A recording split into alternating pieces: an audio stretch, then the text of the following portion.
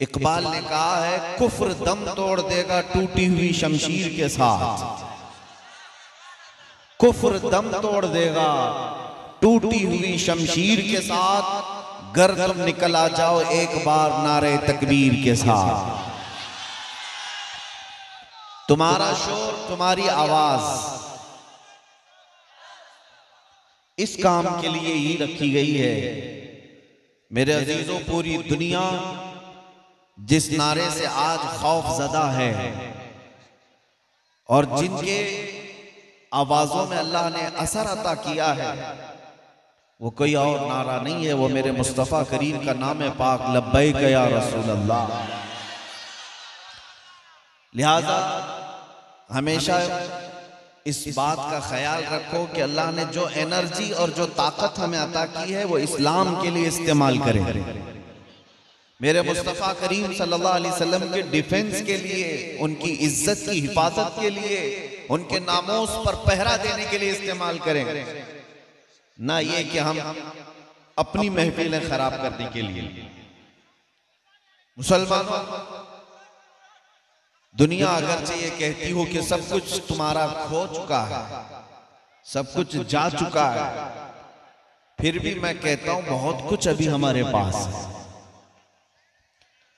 मेरे अजीजों, दुनिया जिस चीज के बारे में कहती है वो तुम्हारा एजुकेशन है, तुम्हारी ताकत है, तुम्हारी सियासत, तुम्हारी हुकूमत, ये सब जा चुका, हमारे पास नहीं है। सही कहते हैं।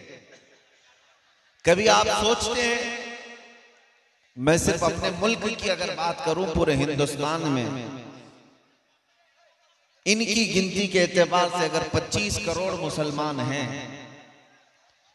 जो परसेंटेज में सिर्फ 14% होते हैं पूरी आबादी के, 14% आबादी या 15% आबादी, और वो भी ऐसी कि बिछड़ी हुई है, इल्म नहीं, सियासत में कोई नुमाइंदगी नहीं, ताकत और कुव्वत में कुछ नहीं, ये सब चीजें नहीं है जिस कौम के पास।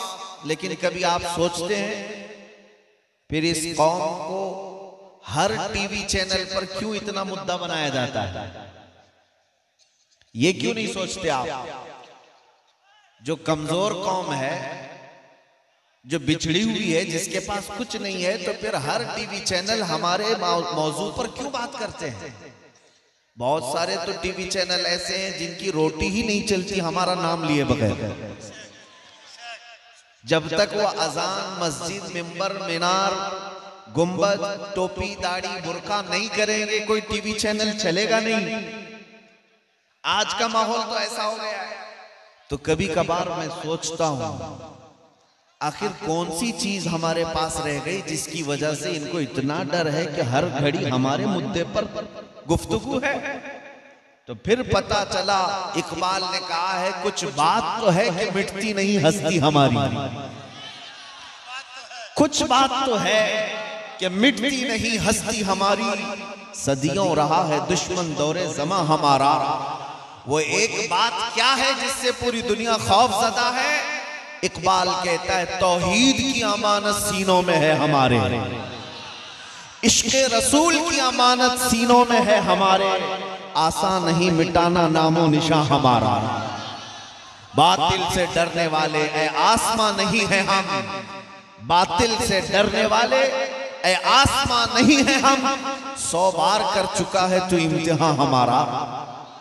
मेरे अजीजों, जो चीज तुम्हारे पास है आज भी वो दौलत, वो इश्क़े रसूल की दौलत है, नबी पाक सल्लल्लाहु ताला अलैहि वसल्लम की मोहब्बत।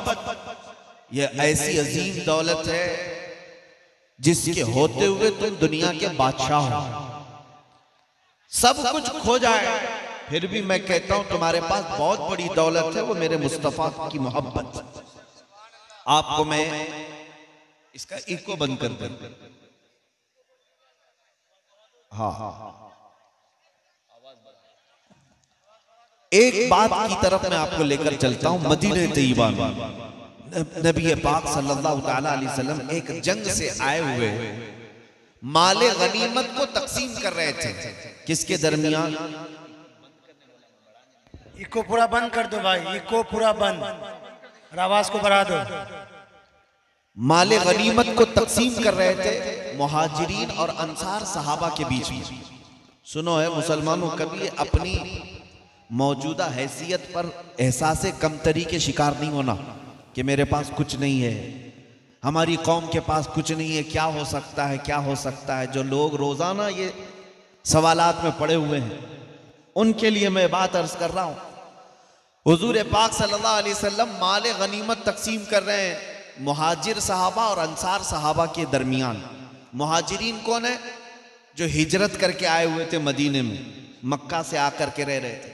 और अंसार सहाबा वो हैं जो मदीने के ही थे, नबी पाक सल्लल्लाहु अलैहि वसल्लम की आमद से पहले वो थे। तो दोनों जमातों में जब माल तकसीम हो रहा था तो रसूल पाक सल्लल्लाहु अलैहि वसल्लम ने मुहाजिरीन सहाबा को थोड़ा माल ज्यादा दे दिया। जो माले गनीमत बट रहा था, माल थोड़ा मुहाजिरीन को ज्यादा चला गया। और अंसार सहाबा जो मदीने के हैं, जिन्होंने हुजूर की खूब शानदार जियाफत की, आने वालों की मेहमान नवाजी की, उनको माल कम मिला। तो ये माल जो है कभी कभार ऐसी चीजें दिलों में डाल ही देता है। सहाबा इकराम के मुतालिक हम ये नहीं कह सकते, लेकिन फिर भी अंसार सहाबा के दरमियान ये छेमी गोइयां चलने लग गई, बातें चलने लग गई। रसूलुल्लाह सल्लल्लाहु अलैहि वसल्लम मुहाजिरीन को, मक्का वालों को ज्यादा माल दे दिया और हम लोगों को कम दे दिया। ये बातें फैलने लगी, हुजूर तक ये बात आई। तवज्जो से सुनना, फिर तुम्हारा सीना चौड़ा हो जाएगा कि तुम्हारे पास है क्या। जब रसूल पाक सल्लल्लाहु अलैहि वसल्लम के पास ये बात आई, हुजूर ने अंसार के जो सबसे बड़े सरदार थे हज़रत मुआज़, उनको बुलाया और कहा कि मैंने सुना कि तुम्हारी जमात में ऐसी ऐसी बात चल रही है कि मैंने मुहाजिरीन को माल ज्यादा दे दिया, अंसार को कम दिया है, क्या ये बात सही है? उन्होंने कहा हाँ या रसूल अल्लाह सल्लल्लाहु अलैहि वसल्लम, अंसार सहाबा में ये बातें चल रही हैं।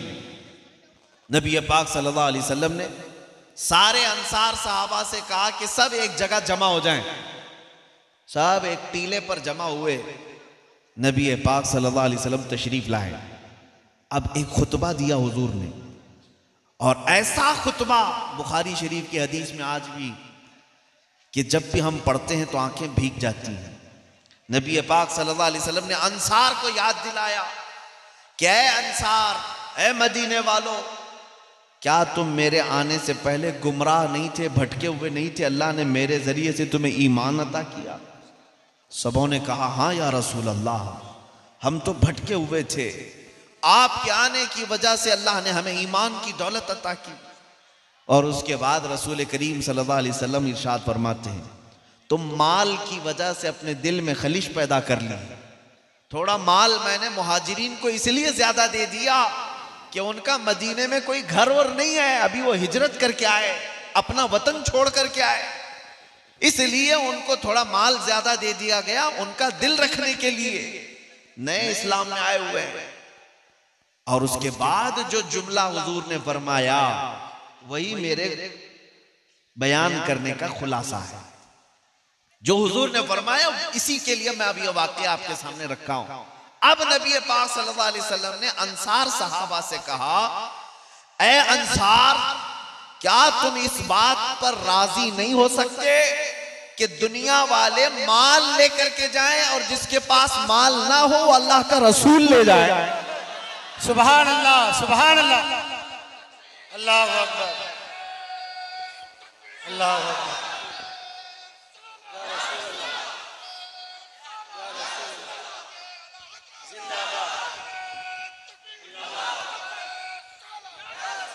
इसीलिए इमाम अहले सुन्नत आला हज़रत फाज़िल बरेलवी रहमतुल्लाह ताला अलैह ने सलाम में भी जब अपने आका को याद किया तो कैसे, हम गरीबों के आका पे बेहद दुरूद। गरीबों के पास अगर कोई सबसे बड़ी दौलत है तो मेरे मुस्तफा की ज़ात। सुभान अल्लाह, सुभान। हम गरीबों के आका पे बेहद दुरूद, हम फकीरों की सरवत पे लाखों सलाम। सुभान अल्लाह। हमारे पास पूछते हो क्या है, आओ हमारे पास गुंबदे खजरा की वो दौलत है जिसकी छांव में पलने वाले ऐसे ऐसे औलिया कामिलीन हैं कि चटाई पर बैठकर लौहे महफूज का मुताला किया करते हैं। अल्हम्दुलिल्लाह, सुभान अल्लाह। हाँ, वो दौलत हम रखते हैं मुस्तफा करीम सल्लल्लाहु अलैहि वसल्लम की निस्बत। मैं एक किताब में देखा था, एक अंग्रेज मौर्रिख है और बड़ी बड़ी बातें कर रहा था। अमेरिका इतनी तरक्की कर गया, यूरोप इतनी तरक्की कर गया, तुम तो अभी बुखारी और कुरान में ही लगे हुए हो, 1400 साल पहले की किताबों में ही हो। तो एक मुसलमान भी उसकी बातों में आ गया। मॉडर्न किस्म का मुसलमान था, वो यूरोप को अमेरिका को सब समझता था। जैसे आज भी बहुत लोग हैं, कुछ लोगों को ऐसा लगता है अमेरिका जाकर के आए तो जन्नत में पहुंच गए। मेरे अजीजों, हम गरीबों की जन्नत दरे मुस्तफा है। मैं आपको बताऊं, फख्र करना हो हाँ तो यूरोप और अमेरिका के बाशिंदे होने पर नहीं, मुस्तफा करीम के गदागर होने पर फख्र कर। मुर्शिद गिरामी हुजूर ताजुश शरीअह रहमतुल्लाह तआला अलैह ने फरमाया कि बुल हवसन सीमो जर की बंदगी अच्छी नहीं, उनके दर की भीख अच्छी, सरवरी अच्छी नहीं। उनके दर की भीख अच्छी, सरवरी अच्छी नहीं। मंगता तो है, मंगता कोई शाहों में दिखा दो, जिसको मेरे सरकार से टुकड़ा ना मिला। मैं आपको एक बात अर्ज कर रहा हूं कि एक मुसलमान भी मॉडर्न किस्म का वो इन बातों में आ गया कि हाँ यूरोप बहुत तरक्की याफ्ता है, अमेरिका बहुत तरक्की याफ्ता है, हमारे पास क्या बचा। और वो आया एक आलिम रब्बानी के पास, कहा कि हुजूर अब हमारे पास रह क्या गया है, टूटी फूटी चटाइयों पर मस्जिदों में सजदा रेज होते हैं और कुछ मदरसे हैं जहां पर बहुत कम लोग पढ़ने के लिए जाया करते। हमारे पास यही सरमाया है, हमारे पास ना इक्तिदार, ना हुकूमत, ना सियासत, कुछ नहीं, हम तो बहुत पिछड़ गए। और सामने वाले ने ताना ये मारा कि अगर तुम इस रविश पर चलोगे, इस मदीने वाले की रविश पर चलोगे तो इसी तरह रह जाओगे, तुम्हें अमेरिका को किबला बनाना पड़ेगा। उस आलिम रब्बानी ने उसका हाथ पकड़ा और कहा चल मैं तुझे बताता हूं गुंबदे खजरा की छांव में कौन पलता। लेकर गए और तारीख की किताब खोल करके बताया, आज से 700 साल पहले गुंबदे खजरा की छांव में दो लोगों की तारीख नजर आती है। एक बुजुर्ग बैठे हुए हैं गुदड़ी पहने हुए, एक जवान शख्स सामने आ रहा है। तारीख की बात 700 साल पहले, 800 साल पहले गुंबदे खजरा की छांव में दो लोग बैठे हुए, एक बुजुर्ग है और एक जवान है। तारीख से हमने पूछा ये कौन है, तो तारीख ने बताया ये बुजुर्ग का नाम ख्वाजा उस्मान हारूनी है और ये जो जवान आ रहा है ये मोइनुद्दीन अजमेरी है। अब हुआ क्या, ये जवान बढ़ता हुआ आया बुजुर्ग के पास, कहा मुझे आप बैयत कर लें, मुझे आप अपने सिलसिले में दाखिल कर लें। बुजुर्ग ख्वाजा उस्मान हारूनी ने कहा जमीन की तरफ देखो क्या दिखता है, कहा जमीन दिखती है और कुछ नहीं। कहा आसमान की तरफ देखो फिर क्या दिखता है, कहा आसमान दिखता है और कुछ भी नहीं। अब सुनो, गुंबदे खजरा की छांव में बैठने वाला गुदड़ी पहन करके वो बुजुर्ग पीर ख्वाजा उस्मान हारूनी अपनी दो उंगलियां उस मोइनुद्दीन अजमेरी गरीब नवाज की आंखों पर रख दिया, पेशानी पर रख दिया और कहा बेटा मोइनुद्दीन अब इन दो उंगलियों के कमान के दरमियान से आसमान की तरफ देखो और फिर बताओ क्या दिख रहा है। अब ख्वाजा गरीब नवाज मोइनुद्दीन हसन चिश्ती अपने पीरो मुर्शिद की दो उंगलियों के बीच से आसमान को देखते हैं, फिर कहते हैं मुर्शिद गिरामी मुझे पहला आसमान भी दिख रहा है, दूसरा और तीसरा भी दिख रहा है, चौथा और पांचवा भी दिख रहा है, छठा और सातवां भी दिख रहा है। इतना ही नहीं, गरीब नवाज कहते हैं मुझे अर्शे खुदा तक नजर आ रहा है। सुभान अल्लाह। कहा जमीन की तरफ देखो और बताओ क्या दिख रहा है। देखा जमीन की तरफ, कहा मुझे सातों तबक जमीन के नहीं बल्कि तहतुस सरा तक नजर आ रहा है। ये वाकया मैं क्यों अर्ज कर रहा हूँ, उस आलिम रब्बानी ने उस मॉडर्न मुसलमान का हाथ पकड़ा और कहा जा तेरे यूरोप से, तेरे अमेरिका से बहुत तरक्की की बात करता है, एक ऐसा इंसान मांग करके ला जिसकी 2 उंगलियों के बीच से ऊपर देखे तो अर्शे खुदा नजर आए और नीचे देखे तो तख्तुस सरा नजर आए। वाह वाह वाह वाह वाह, क्या क्या, सुभान अल्लाह सुभान अल्लाह, अल्लाह अकबर। कहां से लाता, कहां से लाता? गया अमेरिका के दरवाजे पर, गया यूरोप के, रशिया के दरवाजे पर, कहा आपकी तरक्कियां बहुत है, आपने पेट्रोल मिसाइल बना लिए, आपने एरोप्लेन बना लिए, कंप्यूटर बना लिए, लेकिन मुझे एक सवाल आया है कि एक ऐसा इंसान चाहिए अमेरिका में, यूरोप में, रशिया में, तरक्की याफ्ता जितने ममालिक हैं, जापान में, चाइना में, एक ऐसा इंसान चाहिए जिसकी 2 उंगलियों के बीच से ऊपर देखे तो अर्शे खुदा नजर आए और नीचे देखे तो तख्तुस सरा नजर आए। सबों ने कहा हमारे पास मशीनें तो मिल सकती हैं, इंसान अगर कहीं चाहिए तो सिर्फ गुंबद खजरा की छांव।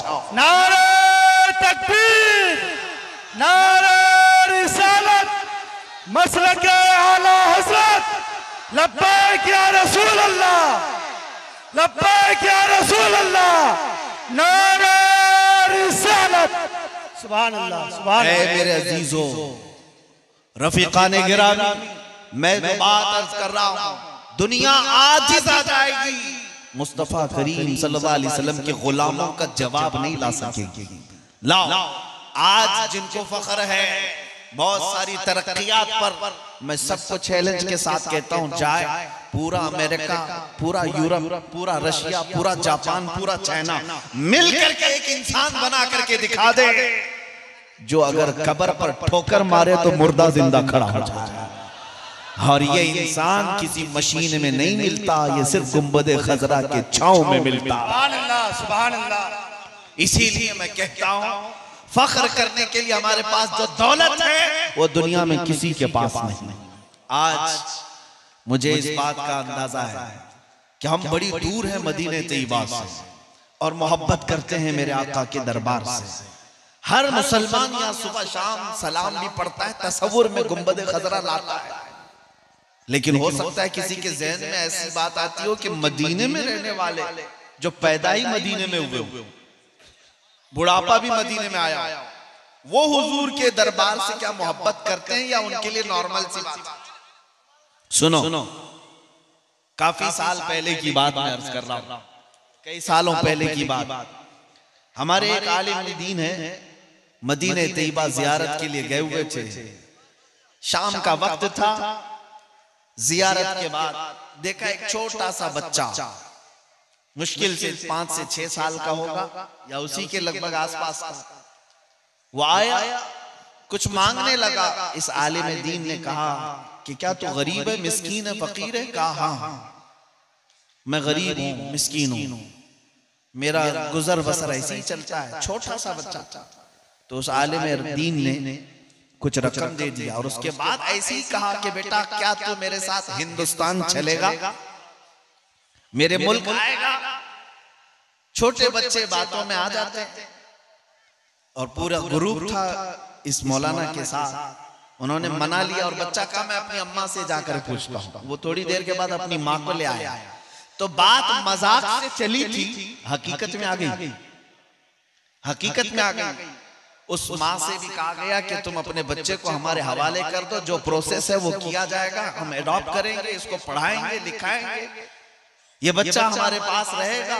माँ भी राजी हो गई कुछ देर के लिए। अब सुनो जो बात मैं अर्ज कर रहा हूं, उस बच्चे ने झिझोड़ करके रख दिया। वो बच्चा बड़ा खुश था कि जाना है मुझको, इंडिया जा रहा हूं, हिंदुस्तान जा रहा हूं। माँ से कहा कि मैं इनके साथ जाऊंगा, ये अच्छे लोग हैं, अच्छे लोग। और ये दूसरा दिन आ गया था। दूसरे दिन शाम में असर के बाद वहीं बैठे थे सहन में मदीने तैयबा में। वो तैयारी तो करने लग गया था, जाना है जाना है। आज आया मौलाना से कहता है कि मैं आपके साथ इंडिया तो आऊंगा, लेकिन एक बात मैं आपसे पूछता हूं। 6 साल का बच्चा पूछता है कि आपके इंडिया में जाऊंगा मैं, पैदा तो वहीं हुआ है, वहीं का पैदा हुआ। कहता है मैं आऊंगा आपके भारत में, इंडिया में, लेकिन मुझे ये बताओ क्या आपके इंडिया में भी ऐसा हरा गुंबद है? ये गुंबद खजरा वहां पर भी है? उस आलिम दीन ने कहा बेटा ये पूरी दुनिया का मरकज है, इसके अलावा कहीं नहीं। नकल तो हो सकती है, असल सिर्फ मदीने तैयबा में।